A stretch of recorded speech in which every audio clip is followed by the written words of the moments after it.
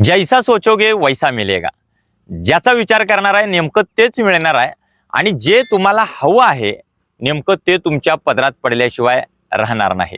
त्यामुळे तुम्हाला नेमकं काय हवं आहे हे तुम्ही तुमच्या मनाकडे मागितलं पाहिजे। आपण कित्येक दिवस झालं मनावरच अभंग करतोय, कारण संत तुकाराम महाराजांनी मनावर इतके अभंग केलेले आहेत। आज 11वा दिवस आहे आणि संत तुकाराम महाराजांचा 11वा अभंग आपण घेतोय। मूळ गाथेमध्ये या अभंगाचा क्रमांक आहे 748। तुम्ही त्याच्यामध्ये जाऊन तो अभंग पाहू शकता।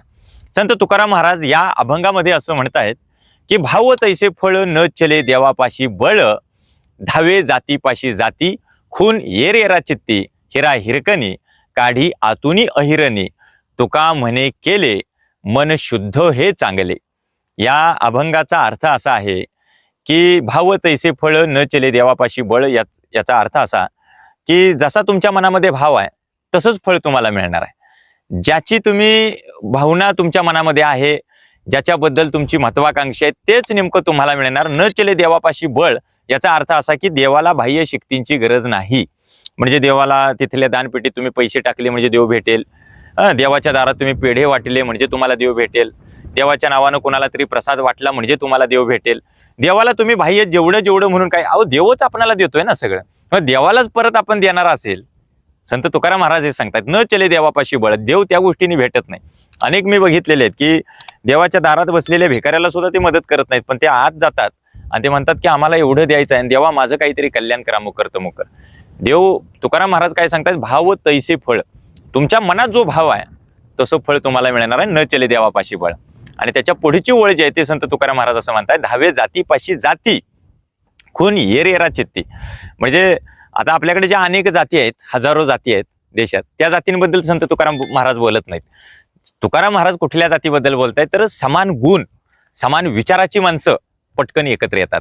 मग एखादा अमेरिकेत असेल आणि दुसरा भारतात असेल, एखादा महाराष्ट्रात असेल दुसरा पलीकडे कर्नाटकात असेल, पण ते समान विचारांचे असतील तर निश्चितपणानं एक ना एक दिवस निसर्ग त्यांना एकत्र आणतो आणि त्याच्यावरती जगभर आता संशोधन होते। मी परवाच एका व्हिडिओमध्ये उल्लेख केला होता, फॉरेनची रॉन्डा बर्न नावाची लेखिका द सिक्रेट नावाचं पुस्तक तिने लिहिलं आणि ते प्रचंड धुमाकूळ घालतंय आता जगभर।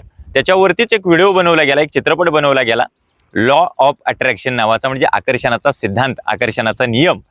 आणि समान गुणाची माणसं समान विचारांची माणसं एकत्र येतात हे आत्ता त्यांना कळायला लागलं, पण माझ्या तुकोबांनी त्या काळात सांगितलंय की धावे जातीपाशी जाती खून येरेरा चित्ती, म्हणजे ते पटकन एकमेकांची खून ओळखतात, एकमेकांचे संकेत ओळखतात। त्यांनी एकमेकांच्या डोळ्यात डोळे घालून जर बघितलं अशा माणसांनी तरी ते लगेच ओळखतात की हे आपल्या विचाराचं आहे।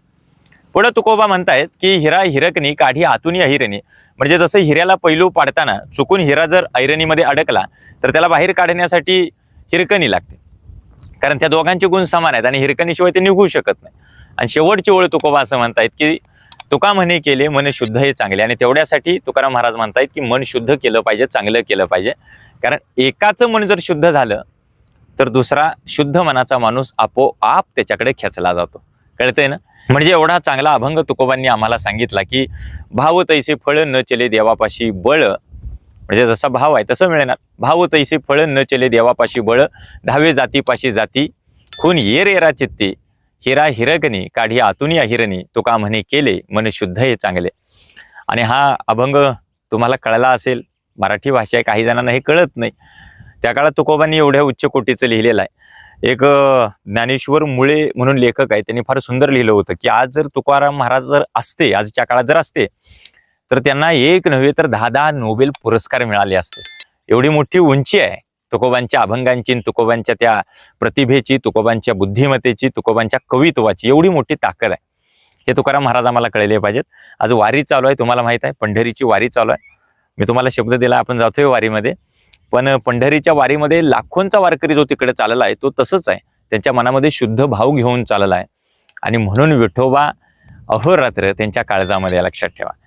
मग संत तुकाराम महाराजांचा हा अभंग आम्हाला कळण्याची गरज आहे की आमच्या मनामध्ये जर शुद्ध भावना असेल तर जगामध्ये आम्हाला सगळं मिळतं। भावना वाईट असेल आणि रोज देवाच्या दारात आम्ही असेल तर आमच्या वाट्याला कायम वाईटच येणार। मग आपण किती जरी ओरडलो, किती जरी आदळआपट केली की बाबा एवढं देवा मी तुझं करतोय, एवढं देवा मी तुझी पूजाविधी करतोय, पण तरी तू माझ्या पदरात काही टाकत नाही, तर ती देवाची चूक नाही, तुमची चूक आहे। तुमच्या मनातला भाव पहिल्यांदा सुधारला पाहिजे। त्यामुळं मनाच्या बाबतीत आपण थोडा सखोल विचार करूयात, मनाला आपल्या वेळ देऊयात, अर्थात स्वतःला वेळ देऊयात, आणि तो स्वतःला दिलेला वेळ हा सत्कारणी लागतो, लक्षात ठेवा. त्यामुळे आजचा संत तुकाराम महाराजांचा हा अभंग आपल्याला कसा वाटला, आवडला असल्यास लाईक करा. आपलं मत मला कमेंट थ्रू कळवायला विसरू नका. अजून असे पुढचे बरेचसे अभंग ऐकण्यासाठी, पाहण्यासाठी आणि माझ्या बाकीच्या व्हिडिओंबद्दल तुम्हाला जर माहिती पाहिजे असेल, म्हणजे मी काल अबू आझमींच्या बद्दल व्हिडिओ केला, त्यांनी वारीवर वक्तव्य केलं होतं. त्याच्यानंतर एका बापानं मुलीला स्वतःच्या मारून टाकलं, त्याच्यावरती मी व्हिडिओ केला होता. असे अनेक ऐतिहासिक, राजकीय, सामाजिक अंगाने जे मी व्हिडिओ करतोय ते पाहण्यासाठी माझ्या विक्रांत पाटील स्पीकर या ऑफिशियल यूट्यूब चॅनलला जर आपण सबस्क्राईब केलं नसेल तर अवश्य सबस्क्राईब करा. धन्यवाद. रामकृष्ण हरी.